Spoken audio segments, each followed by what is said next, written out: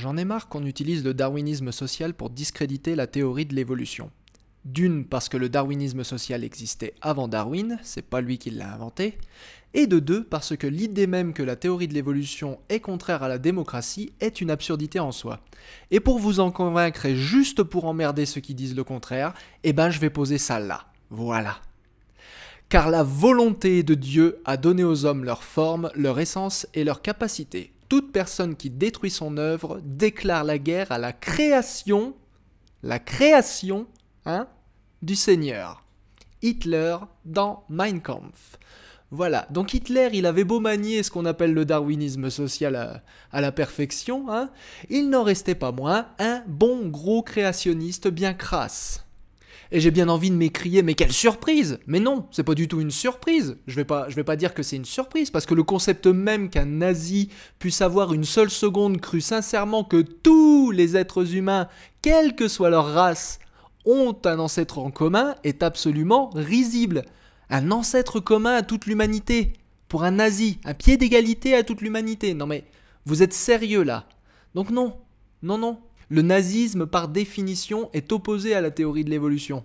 Et le darwinisme social, ou bien encore dire que certains humains seraient moins évolués que d'autres, ce sont les petites parties de la théorie de l'évolution que le nazisme a perverties pour justifier ses vues sur la société. Ils étaient évolutionnistes, mais que pour ce qui les arrangeait, voilà, comme tout bon régime dictatorial, voilà. Et comme tout bon dictateur, Hitler, il a aussi créé son propre mythe des origines, pour justifier la supériorité de l'ethnie ou du groupe social qui le maintient au pouvoir. Donc ici, les bons gros blancs bien racistes, voilà, donc on les brosse dans le sens du poil en disant qu'ils sont la création de Dieu, ce qu'il fait durant tout son bouquin, voilà.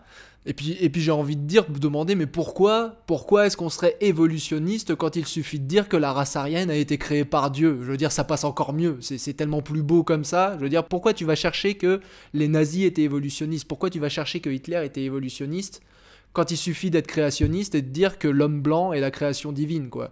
Alors voilà, on picore un peu de science, on picore un peu de politique, on picore un peu de religion, on prend que les parties qui nous arrangent, voilà, et puis on crée une grosse idéologie bien dégueulasse. Mais c'est pour ça que chercher à dire que si Hitler était croyant, ou bien athée, ou bien évolutionniste, ou bien créationniste, c'est stupide, voilà. Donc mon titre de vidéo est absolument stupide, voilà. Donc merci les titres putaclic. C'est absolument stupide de chercher à justifier sa position en disant que Hitler était ci ou Hitler était ça.